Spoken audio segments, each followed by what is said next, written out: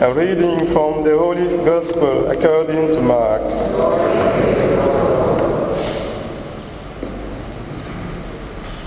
John said to Jesus, "Master, we saw a man who is not one of us casting out devils in your name. And because he was not one of us, we tried to stop him." But Jesus said, "You must not stop him.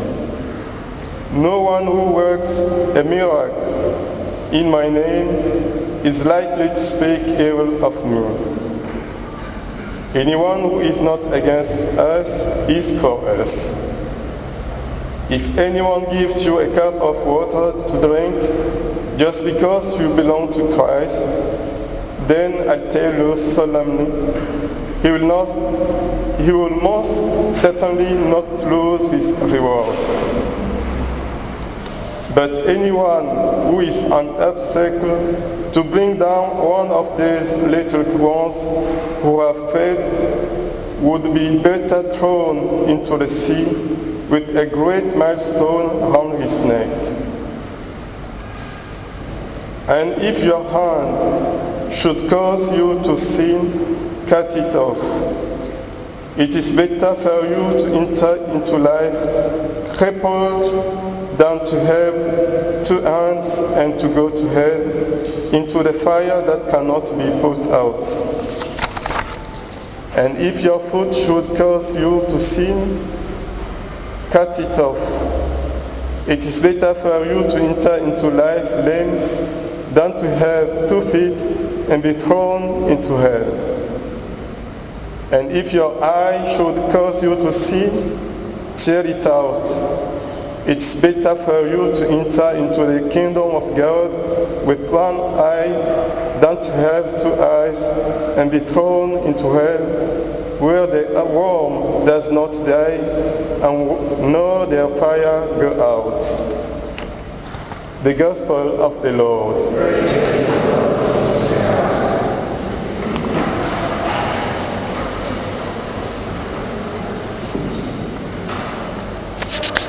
Today, by performing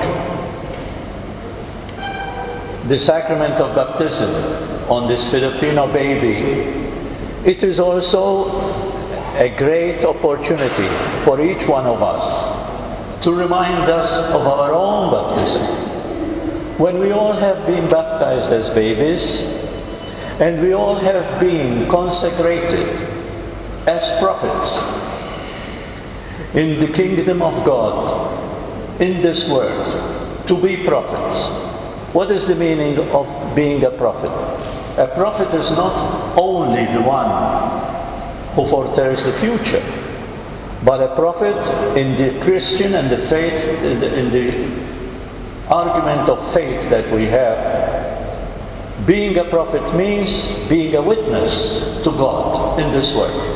This is what it means to be a prophet. The prophet of the old times have been chosen by God to be his witnesses.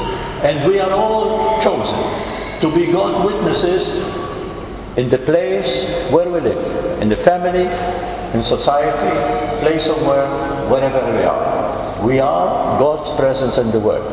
But not only us, we should not look at others who do not go to church and think that they are sinners, that they are evil, that they are bad. No, they too are called by God to be prophets.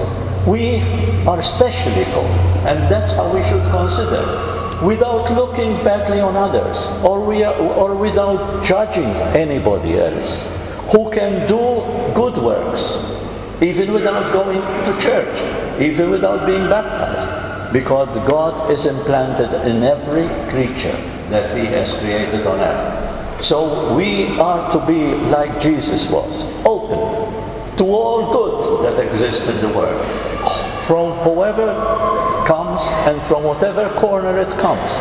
We should thank God for the good that exists, that comes in from anywhere, from any person that lives on earth. So this is a good occasion for us all to remember when we are baptizing Ayata. The name does not come. I check on it. But this Filipino baby, when we are baptizing it, remember that we too are being baptized at this moment once again, renewing our own call to be prophets in this world. As at the end of the day, Pope Francis is showing us when he is addressing not only Christians. I really enjoyed and I really liked the end of his speech in front of the United Nations Assembly. He said at the end, I ask you one thing now, remember to pray for me, all of you. But then he said, as a second thought, knowing that in front of him there were not only Christians or Catholics or people who believed, but even pagans, atheists, or even people against the church. And he said, also, I am address unbelievers. Please wish me well and good health and well-being. This is what Pope Francis asked everybody. And he wanted this well-wishing and goodwill from every person on earth in front of him. And then another point in Pope Francis' week in the United States, especially speaking to Obama, the President of the United States, he said, you are the leaders of the world. You are the most powerful nation that exists in the world. But remember, you should not strive to be true leaders in the world in the political terms, but also in the values, spiritual values that you know about. And this is also a very, very good message to the leaders of the world, the United States. Be leaders not only in economic, political, social values, but also in spiritual values, so that the world will follow you and there will be a better world where we live in. Let's read the last reflection, the prayer that we have on the screen.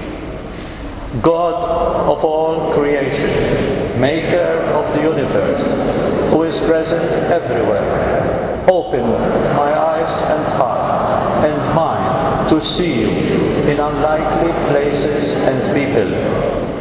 Help me to understand that universality is not uniformity.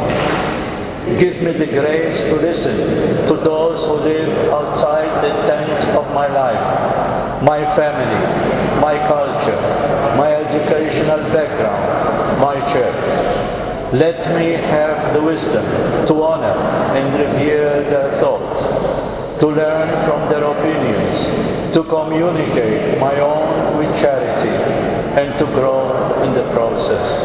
Amen.